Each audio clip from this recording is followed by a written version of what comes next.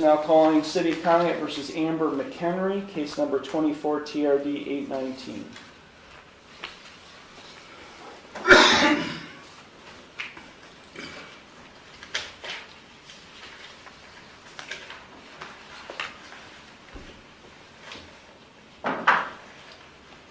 Ma'am? I'm sorry. I'm just trying to get my stuff situated so it's ready here.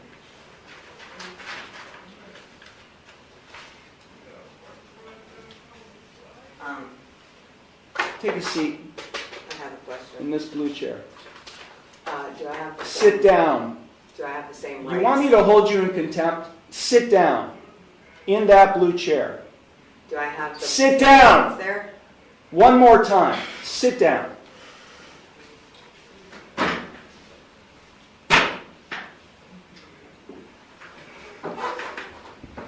Now you'll answer my questions.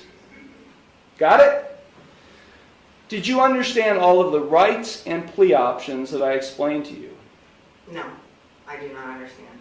Okay. Then I will enter no plea to the charges I object. filed against you. Well, let me just explain to you. You are charged, and I do have a signature on the citation which shows you've been served. You are charged with one count of no operator's license, a minor misdemeanor subject to a maximum fine of $150 plus court costs. You also are charged with one count of expired plates, also a minor misdemeanor subject to a maximum fine of $150 in court costs. I will enter no plea to these charges against you. You already have a pending. You already have a pending. I object. What do you object, ma'am? Because I did not enter that plea. Okay, so you tell me how you would like the plea: guilty, not guilty, or no contest. First I have to correct the standing, which is I am not the ens legis non degear. I am the authorized agent to the decedent estate.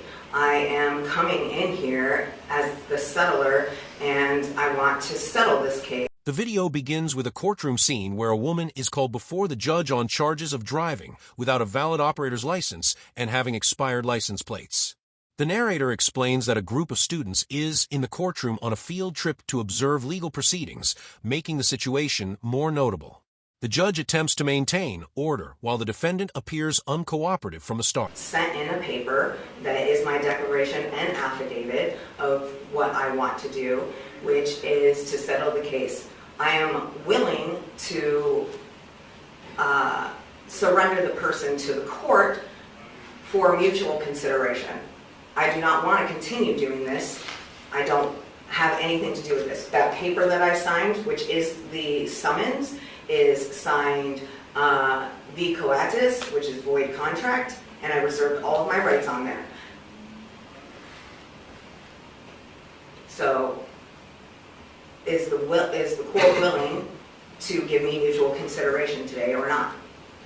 I will enter no plea on your behalf to these charges. I've given you 3 plea options to plead. No, I do not recognize anyone in this court. Okay, well, I don't recognize you or the bailiff or anybody else in this court. I do not understand. I will set this case for a bench trial, and we'll get this set. I have the right to a trial by jury. Okay, no you don't, not in this case. Yes. Now these are not jailable offenses, ma'am. You don't have a right to a trial by jury in this case. You already have a jury trial scheduled in another case, but then because you're facing jail time in that case. But in this case, you're not facing jail time, only a fine and court costs. Anything that is above $25 in a court of law has the right to a jury by trial, which is involuntary. Involuntary can't be violated, basically, is what it means. So I have the right to a jury by trial. No, you don't. Of my peers. No, you don't. Yeah. We're going to set it for trial, and you're going to go to the clerk's window, and they're going to give you a trial date. Okay? So then I'm just going to surrender the person to the court because I'm not coming back. I don't know what that means. You do know what that means. I don't know what that means. I am not the ens legis non degear. I told you I that. don't know what that means either, ma'am. I've been practicing law for 36 years, and what you've just said to me has no meaning. When asked to sit and respond to questions, the defendant hesitates and challenges simple instructions. The judge repeatedly asks her to sit down and answer properly. This moment shows the importance of courtroom decorum, as the judge warns her about contempt of court if she refuses to comply. You're looking at the contract. You're looking at the one who's going to be able to, has the authority to be able to put you in jail, and I'll hold you in contempt. So let me say it one last time, because we have other cases to handle today. If you don't leave the courtroom and go to the clerk's window and get a trial date, which is what I'm scheduling in this case, I will hold you in contempt of court and I'll have you arrested. So, contempt of court for what? What contempt? For not doing what I'm telling you to do, which is to go to the clerk's window and to get a trial date. You're the trustee and I'm the beneficiary. No, there is no trust relationship here. No, there isn't. I've drafted many trusts, and there is no trust relationship between the judge and you, the defendant. Yeah, because you are not the beneficiary, and nor am I the trustee. Yes. Yes. 242448 SM, the People versus Eric Martin. Mr. Martin, can you tell me your name? Roman cystic that's what you're wondering. Okay, I recognize Mr. Martin. Mr. Martin, it's my understanding that Mr. Coots, an attorney, a defense attorney, attempted to meet with you to go over your rights and that you did not want to meet with him. Is that correct? Yes or no? Well, at first I did, and then I kind of changed my mind. I'm still in the sense of not giving you guys the fraudulent presumption that you got jurisdiction over me. The defendant begins making unconventional statements, claiming she is not the person named in the case, but instead an authorized agent of a separate entity. She references concepts like contracts, trusts, and settling the case in ways that do not align with standard legal procedures. The judge clearly states that these claims have no legal meaning in the context of the case. So no. I think it's kind of fresh too, because I'm going to mute you so I can tell you your rights, Mr. Martin. I need you to listen. So here are your rights. You've been brought to court on an allegation of a bond violation. Specifically, you currently have a domestic violence case pending at this court in front of Judge Slavin, and on that case, the complainant is Kirk Martin. There was a no contact provision, and that was one of the conditions of bond. And there's an allegation that on December 14th, so just this weekend, that someone called from the residence of Kirk Martin and indicated you were in the home. And the officers alleged that you were, that they checked and that you had bond conditions out of this court saying you weren't to be near him. And that you were taken into custody, for violating your bond conditions of no contact with Kirk Martin. These are allegations, at this time. But they're serious allegations in violation and no contact provision. So do you want me to enter a plea, or do you just want to ramble about jurisdiction? I'm going to ask you to unmute so you can answer my question. Officer Ziegler, I'm sorry, can you unmute?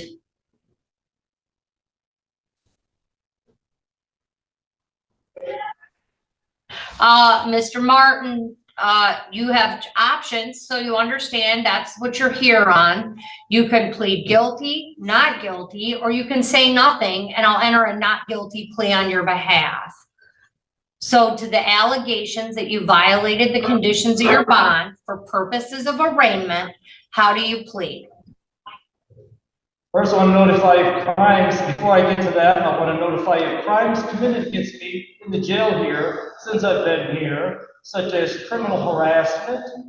Okay, I'm going to enter a not guilty plea on your behalf. I'm not done talking. Because You're talking over your me. You're answer violating is non-responsive. Violating my First Amendment right, freedom of speech. And this whole bond order condition, it violates my due process right to be free at my house, which is based on an unsupported lying allegation by my brother. Therefore, this is all violation of my due process rights. The bond order. A key moment occurs when the defendant insists she has a right to a jury trial. The judge explains that because the charges are minor and do not involve jail time, a jury trial is not applicable. Despite this explanation, the defendant continues to argue, highlighting a misunderstanding of legal rights and court processes. Receive written notice of the violation. You have a right to plead guilty, not guilty, or stand mute. I've entered a not guilty plea on your behalf since your response was non-responsive. You also have a right to contest the charges at a hearing. You do have the right to the assistance of an attorney at all subsequent court proceedings, and you can change your mind at any time, Mr. Martin. You have the right to have that a lawyer appointed at public expense if you are unable to afford an attorney. And it's always possible that if the court determines you were able to pay, that you would be required to contribute to that cost. If you continue to proceed without an attorney, you would give up your right to a lawyer's assistance.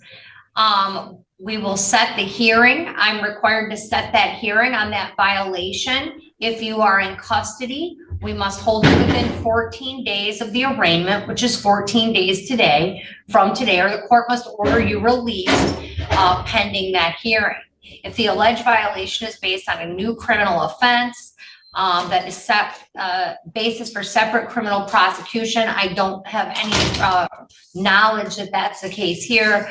The court could postpone the hearing for the outcome of that prosecution. You have a right to contest the allegations against you.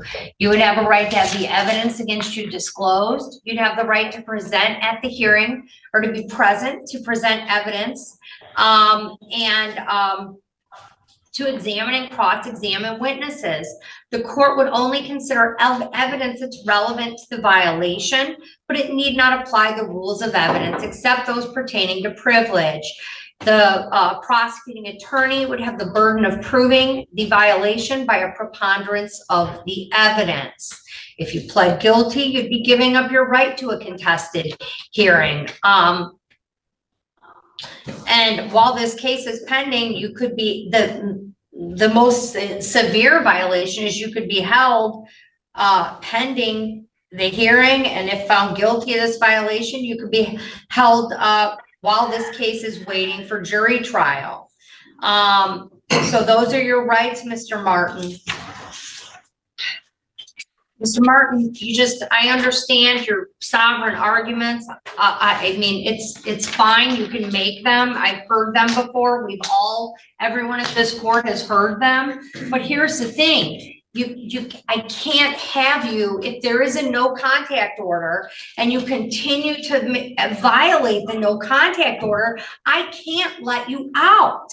Because you're not listening, and I know you don't think you have, because you don't. As the exchange continues, the judge becomes more direct and warns the defendant that failure to follow instructions, such as going to the clerk to schedule a trial, will result in being held in contempt and possibly arrested.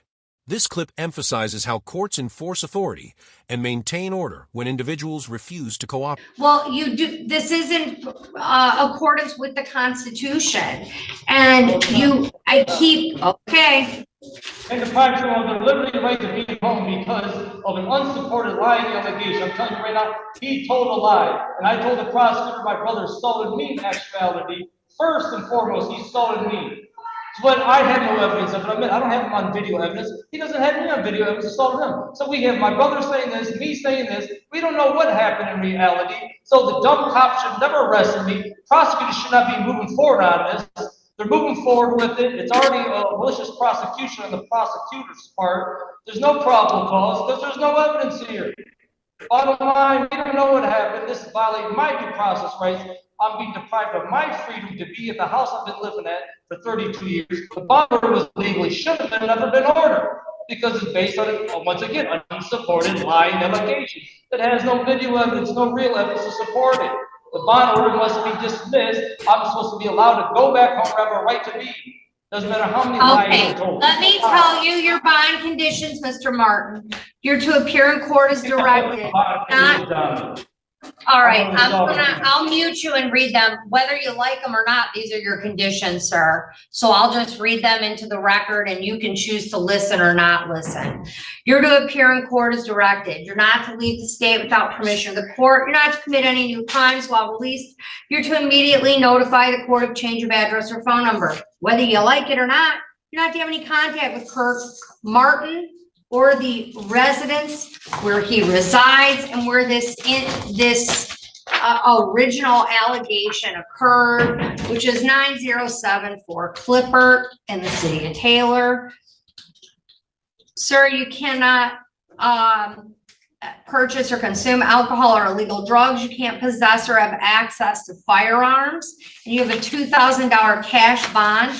I've noted on the file that you're entitled to this hearing forthwith. So the clerk's The video then transitions to another courtroom case involving a man accused of violating bond conditions in a domestic violence-related matter. The judge explains his rights and the allegation that he broke a no-contact order. Instead of directly responding, the man raises unrelated arguments about jurisdiction and constitutional rights. The judge proceeds by entering a not guilty plea on his behalf and explains that repeated violations make it unlikely he will be released, reinforcing the importance of following court-imposed conditions.